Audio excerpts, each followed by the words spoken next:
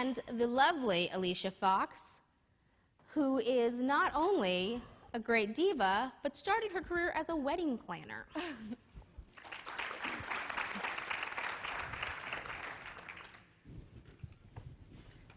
So guys, you have the costumes, you've got the moves, you do amazing things in the ring and outside of the rings for charities like Make-A-Wish. You're basically real-life superheroes. So my question for you is, if you could have an actual superpower, what would it be? Do you want to go first? Sure. I think my superpower would have to be teleporting. I would love to teleport from different sales racks from Macy's to Dillard's faster. I'm a shoe hoarder, like I said. So I would definitely have to teleport. Wait. Yeah, me personally, I think my favorite superhero growing up was a guy called Banana Man. I don't think he actually had him here in the States, but the premise of the show was a kid who ate a banana and suddenly turned into Banana Man. He could fly around the world and solve crimes. So I'd love to be able to eat bananas and be able to fly. That's like a great promo for potassium. So Alicia. Yes. Wedding planner to diva. Can you take us through that journey? Well, Smackdown, is like a show, so that was my character. That was how I entered the Smackdown brand, and then I shed that and turned into the Fox, Alicia Fox. So now I'm in the ring, strong competition, and that's... And did the marriage last? Oh, every marriage has its ups and downs. I'm sure they'll be fine. And the downfall was you, right? Okay, fine. Okay, yeah. I was the reason the wedding didn't work out, but, I really take pride in my job, so... I didn't think I did a pretty good job anyway. She was smooching with the groom. That's not true. That's really not how it went down, but kind of, yes. There's actual televised footage of it, so yeah, I think that is how it went down. Okay, I'm sorry. Yes, I'm guilty. But I'm the victim. And Wade, you had a really quick rise to stardom from NXT to SmackDown. You have some major events and championships under your belts. So the question is, how did it go so fast? It's been a pretty crazy couple of years for me. I debuted with WWE, as you mentioned, on NXT less than 2 years ago. Since then, I won the NXT show, which was a show designed to introduce new WWE superstars to the world. So I won that show. I went on to headline several pay-per-views against guys like John Cena and Randy Orton, who are two of our biggest stars with the WWE.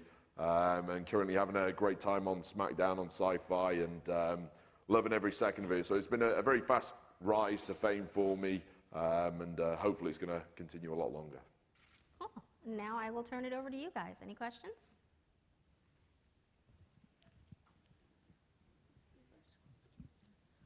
What advice do you give to kids that want to join the wrestling world? Do you want them to start at a young age or wait until they're older?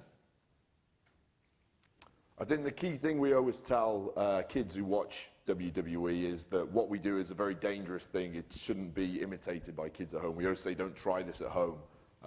When you're watching us on TV, I know a lot of the things we do probably look like they don't hurt, but we're all highly trained. I've been performing now for over 8 years. I know Alicia's been going for probably 4 or 5 years. So we've been doing this a long time. We've had the best training in the world, and when it comes to the kind of moves and stunts that we do, we're almost like professional stuntmen in a sense, because the things we do are very dangerous. So we'd say to kids, definitely do not get involved at all. Don't try it with your friends or anything like that, because it is so dangerous. But the key thing, if as a kid, I always wanted to be a WWE superstar. I grew up wanting to be one. The key thing is really to make sure you stay healthy. Get involved in as many sports as you can. I used to play a lot of soccer and a lot of rugby when I was growing up.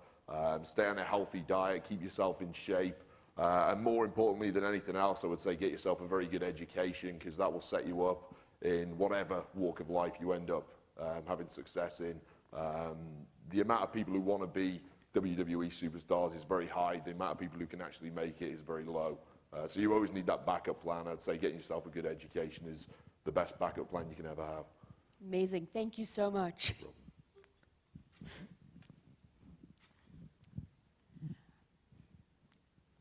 I'm going to be honest here. I used to love the WWE. I watched it for 18 years, and I kind of stopped watching it a couple of years ago, and I really want to get back into it, but it's so intimidating because there's so many different storylines I need to follow. What are the key storylines that are going on right now? And why is everyone leaving Triple H? Okay. Well, that really is the key storyline we've got going on at the moment. I think that's the biggest one. It's one where we've got Triple H, who has been a huge superstar in the WWE for the last 15 years or so. He's been a multi-time world champion. He's basically in the storyline anyway, he's the COO of the company, and he's been kind of controlling the ship for the last few months. Unfortunately, under his reign, things have gone downhill. There's a lot of fighting, there's a lot of chaos and controversy going on, and the WWE superstars are kind of banding together at the moment and looking to oust him. So that's the key storyline we've got going on at the moment. There's all sort of picketing going on and people breaking the picket lines and things like that. So that's our biggest storyline at the moment. But you're right, I mean, WWE always has several storylines going on at any one time, and I always suggest the easiest way to get into it is to watch maybe 2 or 3 episodes, and by that time you'll be hooked. It really is that simple to pick it up. And then I have one follow-up question, which was, how has the wrestling style changed in the last few years? Because there was a real period where it was like ground-based, and then with WCW it became more aerial-based. Where is it at now? I think we're always trying to reinvent something with WWE. We're always trying to give the viewers something new. And really, I think the key for us is that we try to offer as many different things as possible. So on an average show, you might see one match that's technical style of wrestling. You might see one match that's a high-flying style. You might see one that's a brawl, and so on and so forth. Because we find that all of our fans tend to like something different. So our shows are almost like a variety show in a sense that we try and give each of our sections of fans what they're looking for. So you're really going to see a lot of variance on the show, and we find that our fans do respond well to that kind of approach. Cool. Another question here. Hi, you guys are on a network that has some really amazing shows. Would you want to guest star on any of the Syfy network shows, and if so, which ones? I'll let Alicia answer this one. I've talked your ears off already, I think. I think it would be fun to play like the sibling of Lena from Warehouse 13. She seems pretty spicy, and I think that would be a good, accent to her piece. So I'd love to do that. I've personally been quite impressed with the Alphas show. I think the kind of real-life superhero really identifies in a sense with what we do with WWE on Smackdown. I quite like the believability factor of it, the science behind what they're doing with their superpowers and stuff like that. So that's probably something I'd love to do.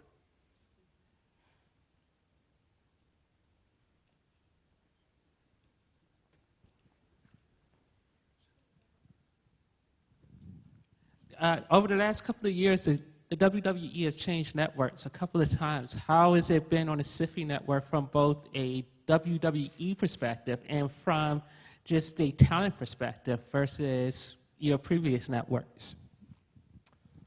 I think being on the Syfy network has definitely opened us up to a lot more fans. Obviously, as a company, we're looking to grow as much as we can. We're always looking to bring in new viewers and exploit new areas really in markets for us. And I think it's been great partnering with Syfy because they've allowed us to introduce a lot more viewers. The kind of cross-promotion we've been doing with some of their shows. I know one of our superstars, Edge, has been on some of the Syfy shows in the past. And we're finding that we're getting a lot more viewers and a lot of new viewers getting introduced to the show just through being with Syfy. In terms of, from a talent perspective, how it's changed, I don't really think it's changed too much for us. In terms of us being on Syfy, I think our day-to-day job has very much stayed quite similar. It's just, like I say, the key benefit for us is just opening up new cross-sections of fans.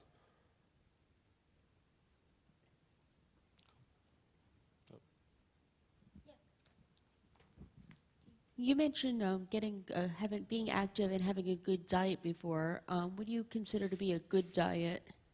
do you follow a special diet, or do you just do everything in moderation? It very much depends on what your goals are. In WWE, one of the big goals is to make sure you look big and strong. It's a very aesthetic industry. We've got to look big and muscular and lean for the most part. There are a few exceptions to that. There's always the oddity kind of build that we have in WWE occasionally.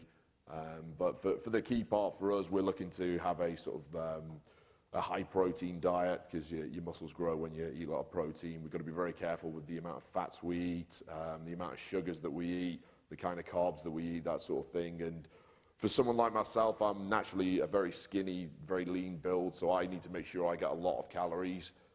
There's other people in the company who have bigger builds naturally, so they have to be a lot more careful with their diets and make sure they're going lower calorie and that sort of thing. But when it comes to kids, if we're speaking specifically about kids having good diets, I would definitely speak to a doctor or a nutritionist about that. I couldn't really give a child-specific advice. I just know in general, you want to make sure you get a lot of fruits, a lot of vegetables, a lot of lean meats like fish and chicken and that sort of thing, a lot of fiber, and try and stay away from the sugars and the candies and the fats and the burgers and that sort of thing as much as you can.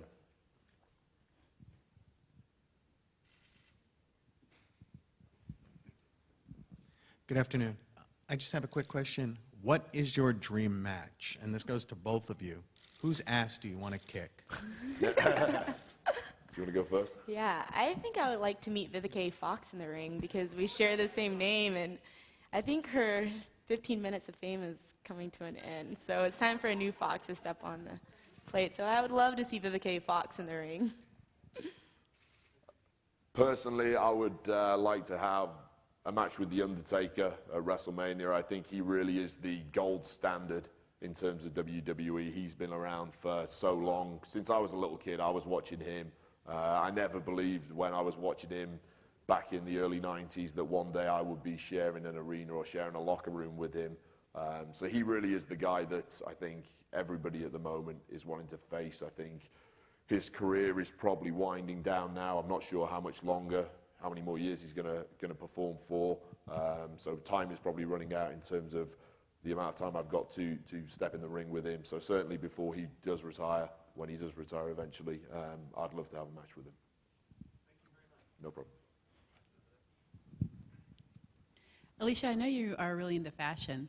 Do you collaborate on your costumes on the show? Oh, yes. I